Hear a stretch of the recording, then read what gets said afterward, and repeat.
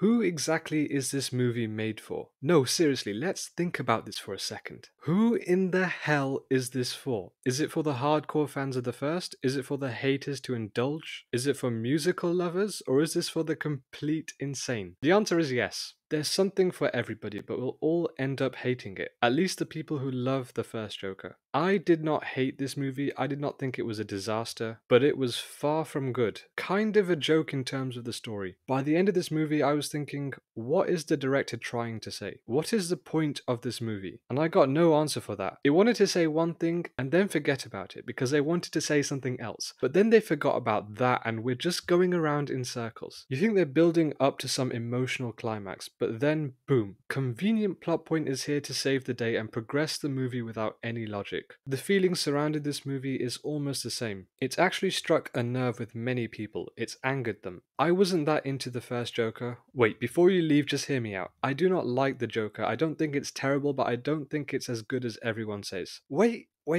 don't dislike this video yet. The first Joker had many good things about it. The visuals, the performances, and the flow of the story to create emotional suspense. So Joker 2 didn't really anger me in that sense. My expectations for this were different, extremely low, and it's ambitious, I'll give it that. However, I should add that I watched this at the cinema. If I were to watch this at home, I probably would have checked out halfway through. And that's not a great thing to say about a film. I mean, I could have walked out of the cinema, which I would have done if I was a fan of the first one. I mean, the direction the story goes in almost insults its predecessor. Joker, Folie, Deux is a musical, and a very bad musical. Because the songs were not good, they added nothing to the story. The only ones that were good were the songs that we already know and have heard. It's all well and good having amazing choreography and creative visuals, but if the song isn't catchy, then what's the point? And that same sentiment can be applied to the movie as a whole. The way I see it, and I'm sure many of you do, the story is split into two chapters. The first chapter is in prison, the second is in a courtroom. Both felt entirely different to each other in terms of tone and storytelling.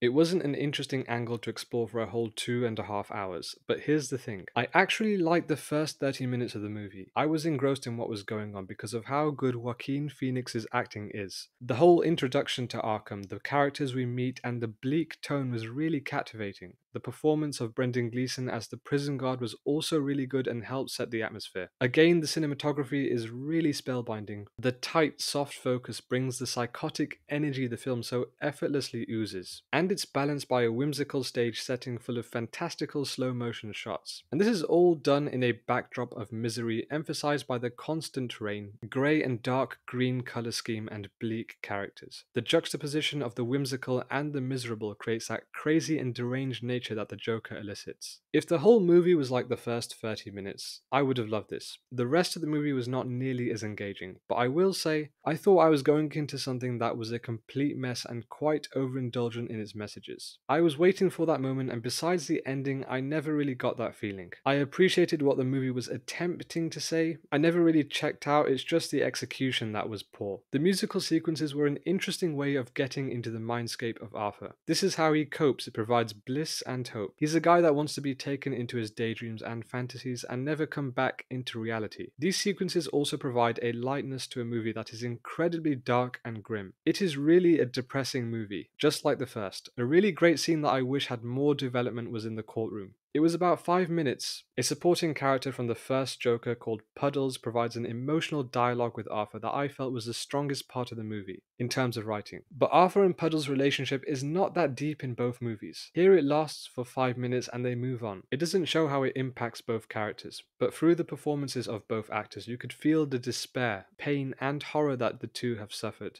Puddles should have played a bigger role in the movie. It added a lot of weight at a time when I was really confused in where the story was going. But then, of course, they scrapped this moment like it never happened. Back to some imaginary musical sequence in Arthur's mind. It wasn't even that smart how they did this. You knew it was inside his head, but what if they made it in a way where you couldn't tell reality and fantasy apart? This would have showcased the madness of Arthur in a truly authentic cinematic style. I understand that kind of depiction of blurring the line between what's real and what's not has been done many times in the past, but there's always ways you can execute this in your own distinct style. Joker 2 feels incredibly derivative, just like the first one, which was my main issue with that movie. Here it is kind of doing its own thing, but it's actually not that interesting. The courtroom drama was far less engaging in in contrast to the scenes in prison. If this story was set entirely in Arkham, capturing the madness that ensues behind the scenes, the creepy characters we could have encountered, which we do see but aren't developed very well. The movie was not terrible for me, but it wasn't doing anything that made me truly engaged. The introduction of Harley Quinn was strange and very frustrating. I didn't really like her character. I don't know what the writers were thinking. It seemed like a love story, then it felt like a manipulation. But both of these elements didn't feel genuine. Their romance was rushed and contrived. Her contribution to the courtroom drama did nothing.